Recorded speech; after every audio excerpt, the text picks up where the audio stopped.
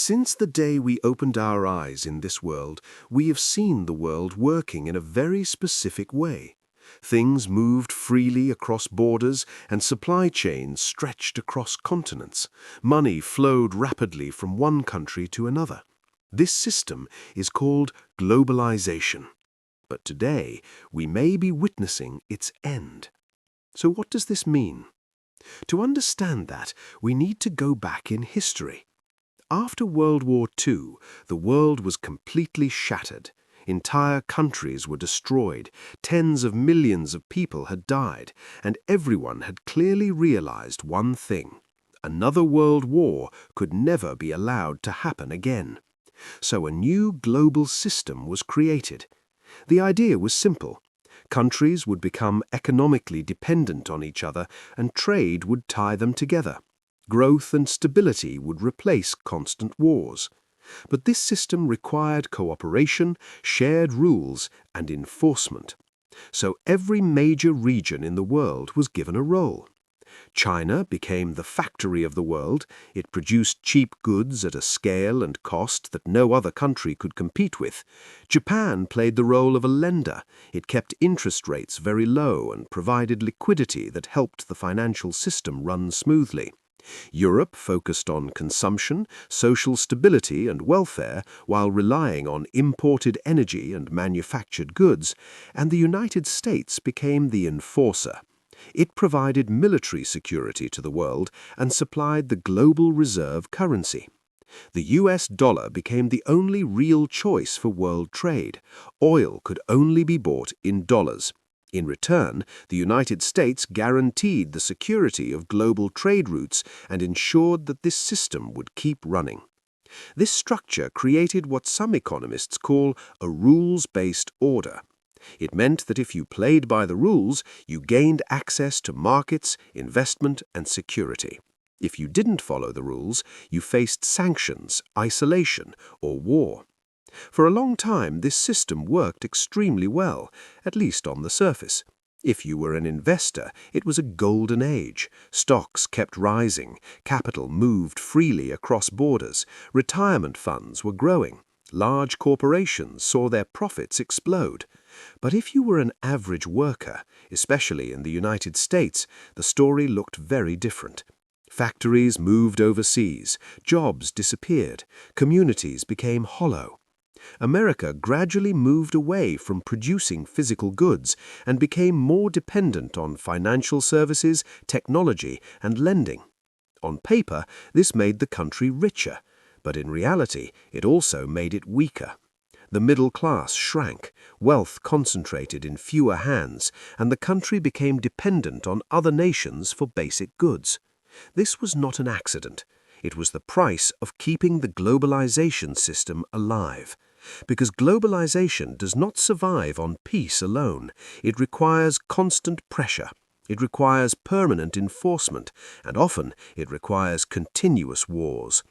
Eventually, that price became too high for the United States. Today, several countries have started questioning this system. Instead of using the dollar, they are trading directly with each other. Instead of relying on Western markets, they are building their own.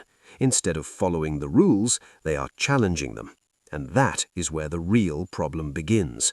The old system cannot be fully enforced again without triggering another global war. But no one wants another world war. Sanctions have also lost much of their power as alternative trade networks have grown stronger. In recent global meetings, even those who benefited the most from globalization have admitted something important. This system has failed the West. It has failed American workers, and it is no longer sustainable. So the real question is no longer how to protect globalization. The real question is what will replace it. To understand that, you need to understand the players.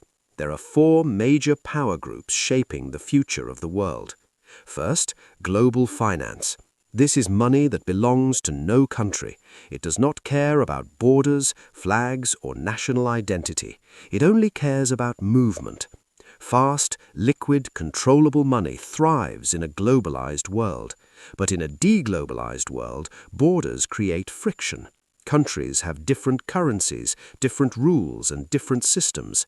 This is where tokenized assets, digital money, and automated systems come in. If money can move instantly around the world without governments slowing it down, financial power grows, even if nations weaken.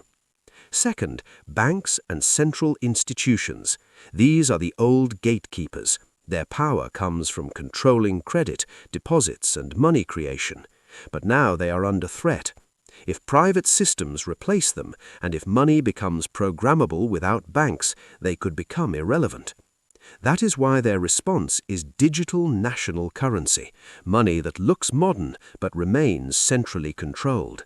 This move is largely about survival. Third, sovereign states. These are countries that value control more than growth. They don't mind if markets underperform. They don't mind if investors complain. What matters to them is energy independence, food security, and military control. To maintain sovereignty, they are willing to accept economic pain, and that is why globalization threatens them. Open capital means open influence, and open influence means loss of control. Fourth, technology. Technology does not care who is in charge. It works with whoever funds it, governments, corporations, or financial institutions. Its power comes from data, automation, and scale. As globalization breaks down, technology becomes even more valuable because it replaces the trust and cooperation that once held the system together. Digital IDs, automated enforcement, algorithm-based decision-making. Efficiency will replace consensus. Fifth, enforcement. Military institutions. Their role is simple. Whatever system exists, they enforce it. Their goal is not ideology or morality, only stability. So what happens next? We are not necessarily heading towards chaos. We may be heading towards restructuring. A world where global trade decreases and regional trade increases. A world with less dependency and more duplication. A world with more friction, but also more control. This is not good versus evil. It is power versus power. What you see today, headlines, conflicts, protests, is mostly theater. The deals have already been made. What you are seeing is positioning. Who looks strong, who looks weak, and who gains leverage in the emerging world order. The most important thing to understand is this. When a system changes, it rarely happens loudly. It simply becomes normalized. So instead of asking what will happen next, ask yourself a different question. What kind of world are these systems preparing us for? Because once you start seeing the patterns, the future stops looking random and everything begins to make sense.